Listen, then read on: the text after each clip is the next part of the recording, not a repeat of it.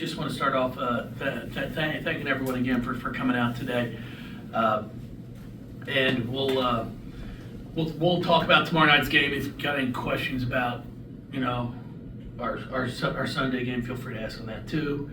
But, looking forward to an opportunity again to play another really, really good basketball team here on senior night. We're going to be celebrating three seniors that are here for 1 year with us through the portal, which is kind of the new thing. And just very fortunate and blessed to have had these three with us for this year. Nina, Sid, and Kiki are not only really, really talented basketball players, but they're great people. And they have brought a lot to our program, a lot to the city, our university, just with how they handle themselves, how they carry themselves. And it's been a joy to coach them. I can honestly say it's been one of the most enjoyable seasons that I've had. Sure, I'd love to be sitting here at 29-0, but that's part of the game. If we had a few games that I kicked myself in the rear end about, you want to get back, of course, and that's the case through every season. But in the terms of day-to-day, the travels, the time you spend with them, it has been an absolute joy to work with this entire team, and especially with our new ones, because each year when you bring in a group of new players, you're trying to figure them out. You're trying to get to know them. How are they all going to mesh? How's it going to be? And I can honestly say it's been fantastic. So I'm hoping that we have a huge turnout tomorrow night. I know it's an 8 p.m. game. But with that being said, I'm still hoping we can have a great crowd show up, show out, and cheer on this group, especially these three that will be playing, they're possibly their last home game here at the Young Center. So if you got any questions, feel free to. Jeff, with those three obviously participating on senior night, Olivia kind of had some comments on Facebook hinting that she might come back. Are those conversations you had with her? Does she have a decision yet that she's going to return next year? Well, I would think with her not playing, I plan on her not participating in tomorrow night's senior festivities, and Marissa Russell and Lely. I think their plans are to come back. So that's what our plans are. And we'd love to have them back. They, O and Riss have been here for 4 years. It would make year 5, and absolutely have enjoyed them. So we'll see how it all shakes out. But they all know that they are wanted, and they built themselves a legacy here. O and Riss have been a part already of 3 Elite 8 teams and a Final Four team. So that's pretty darn impressive for a career. So we'll see, but yes, I do expect him to come back. Jeff, Sydney was talking about just now how yesterday you guys didn't practice a lot, you just kind of talked and worked through some things. I'm guessing that was player-led, right? Or is that... No, coach and player-led. Okay, yeah. Gotcha. I guess just how important is that, right now, knowing what you have coming up, to have those conversations and kind of do that soul-searching, for lack of a better term? Well, I think it's important. It's good to be able to sometimes sit down and see, okay, where's everybody at? It's been 8 straight weeks, 2 games a week, and the one time we played on Big Monday, it was 3 games in a week. And, we've got a few that are tired. It's been a grind for them. The level of play is a lot higher than what they were used to. So not just the physical effort, but the mental effort that you have to put forward for every scout, every game. It's taxing. It's exhausting. And, just try to talk to them all about, we've got a Thursday, Sunday, and then next week it could be Wednesday, Thursday, Friday, Saturday, Sunday. Who knows? Depending where we end up with our seating. And then we'll get a 4-day stretch to get 4 days off because of the week in between the draw in the NCAA, the tournament, the ACC tournament and the NCAA tournament. You have a week in between. So we're going to give them time to be able to refresh, get rejuvenated, But I just challenged him. I said, but now's not the time. So we have a week and a half that we need to put the pedal down and see how we can challenge each other. And they had really good dialogue back and forth. And when you're willing to open up and be vulnerable, then your teammates really get a chance to get to know you. Coaches get a chance to know you. They get a chance to know us coaches as well. And I thought it was really, really good. Jeff, as far as with this group, most coaches say around this time of the year they would hope to be playing, some of their best basketball.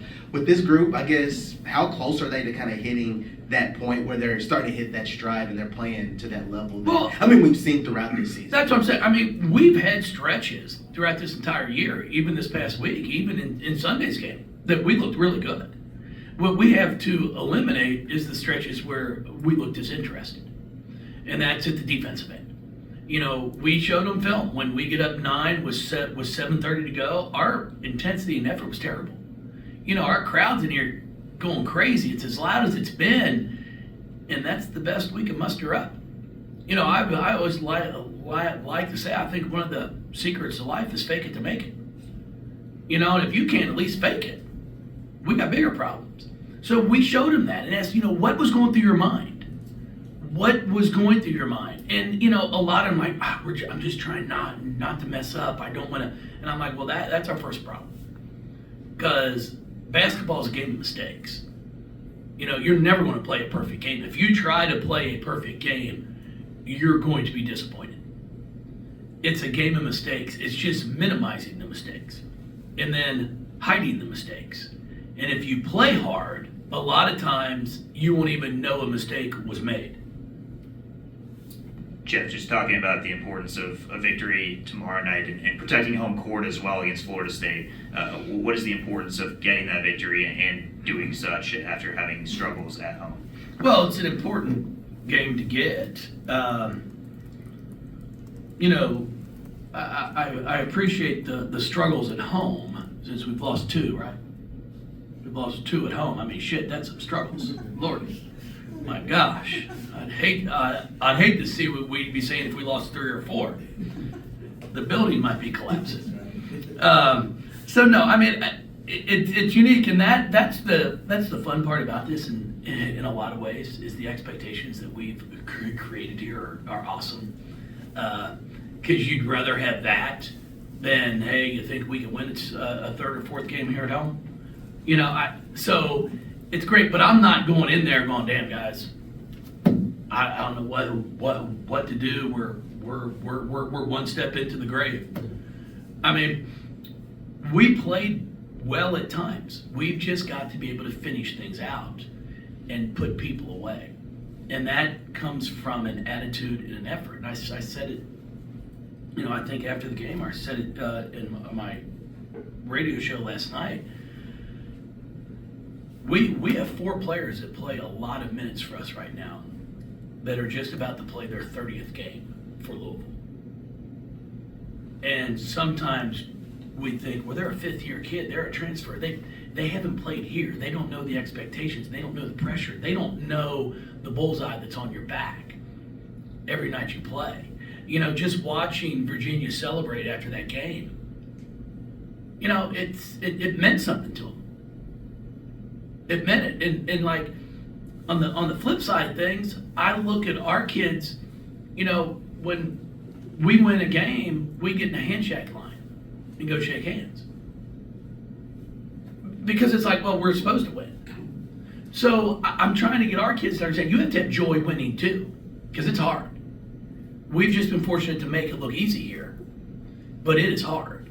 And that's what I'm trying to get a lot of them to understand, and especially, the Olivia Cochran's, she started every game since she's a freshman here. She knows what it's like. She knows when people are coming at us, But I've got some other ones that they're great kids and they're learning this, but they're still trying to figure out what this is all about.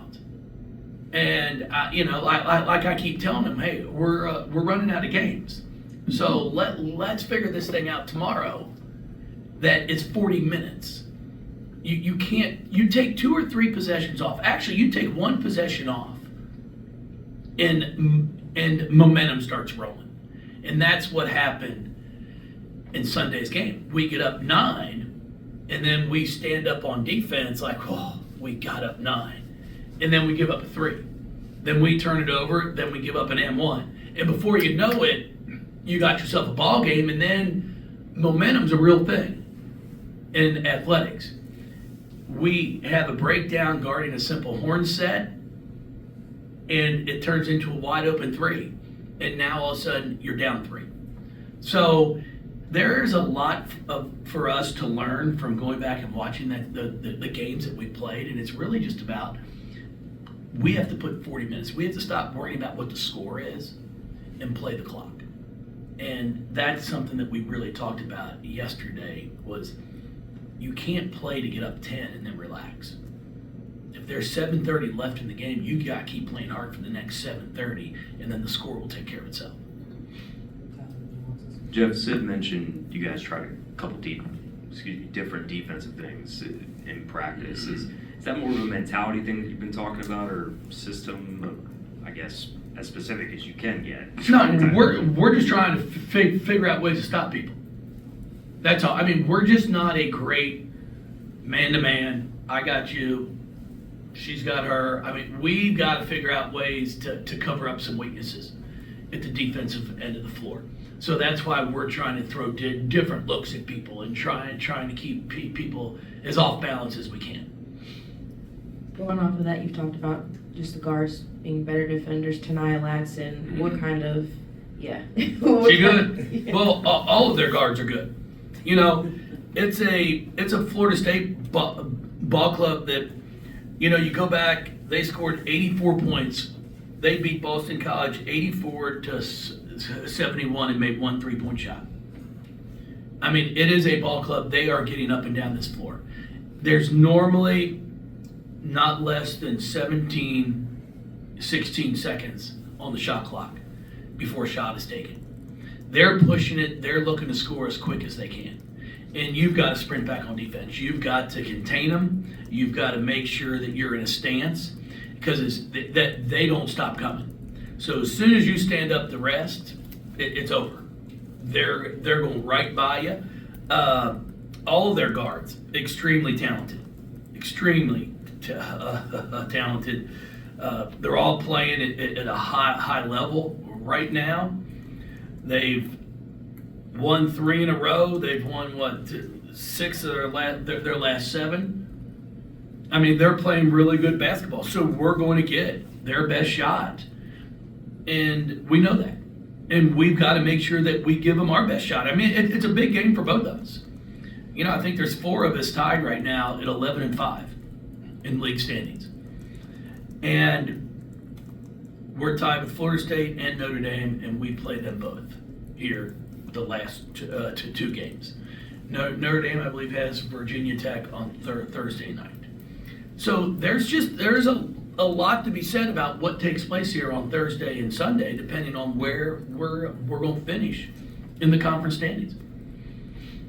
You've talked before that basketball is basketball when it comes to the ever-changing transfer roster every year, but with new group and different personalities, do you learn more about yourself as a coach dealing with each different group each year? No, you're just trying to manage the team at hand.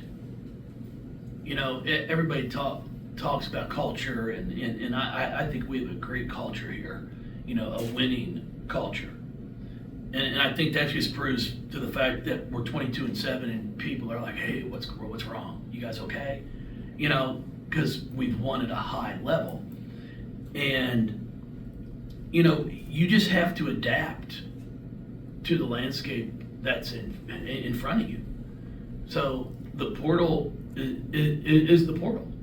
NIL is NIL. So you can not like one or the other or both, but they're still going to be there.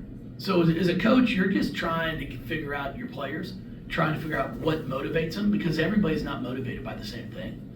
And as a coach, it's our job to make sure we learn each individual player. How can I get to Jada Curry?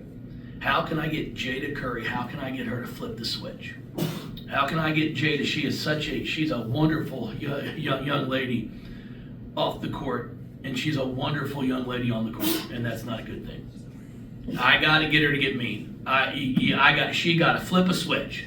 Now, because she scores the ball. She can score it offensively, defensively. She wants none of it. And that's what I'm challenging her on. It's like, in the Virginia game, there's like 12 points that she just backed off people and they scored. I didn't want to get beat. Well, you got beat because you backed off. You can't have that mindset. So I'm trying to figure out with her, okay, what can I get to get her going?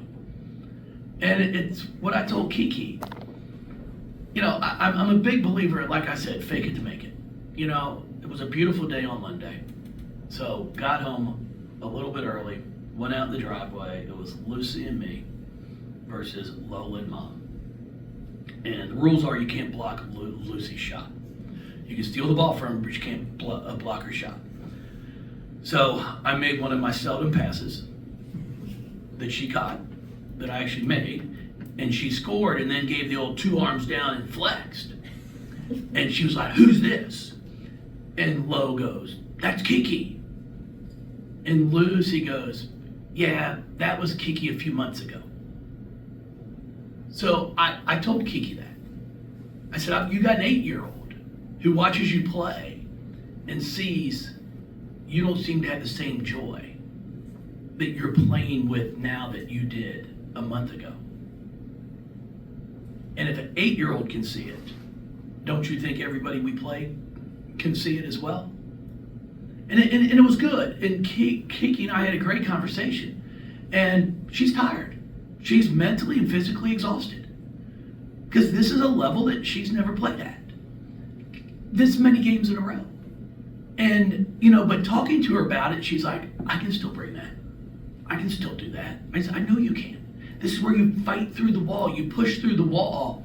And then when you get to the other side, win or lose, it's an unbelievable feeling." And that's one of the things that we talked about with yesterday was you'll in sports, only one team wins the championship. So you might live with regret of, God, if I would have just made that shot. God, if I just would have made the pass to the runner on the left instead of the kid on the right, maybe we score. But you don't want to live with the regret of, if I would have worked a little harder, if I would have worked on my skill set. In the summer, if I would have just spent an extra 15 minutes on my ball handling.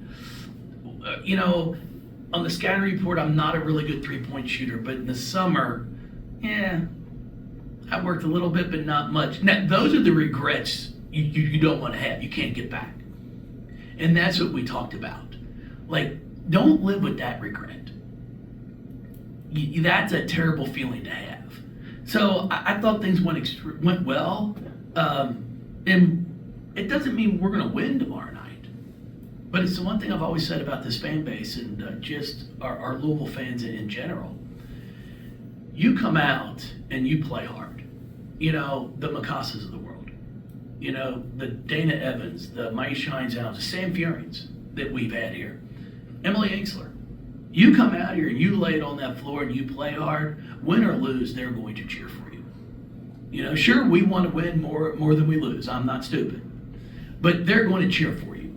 But you go half-ass, you don't dive on the floor after loose balls, they don't like that. And they shouldn't. I don't like it. So those are the things that we talked about. And the great thing about this, about sport, is all it takes is one game, one day. And then all of a sudden you start to believe in yourself, you start to believe in each other, and then you start being able to do more than you ever dreamed that you could do. And, we've been fortunate enough to be able to do that a lot here. And we're going to see if we can't keep things rolling. Because at the end of the day, as I always say, you're playing all these games to get prepared for, hopefully, the NCAA tournament. We got our conference tournament. Sure, we're going in there to win that thing too.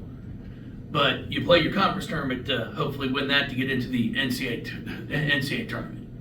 So we're going to keep pushing, tighten some screws up, and see if we can't get it to where we're playing our best here when our tournament starts up.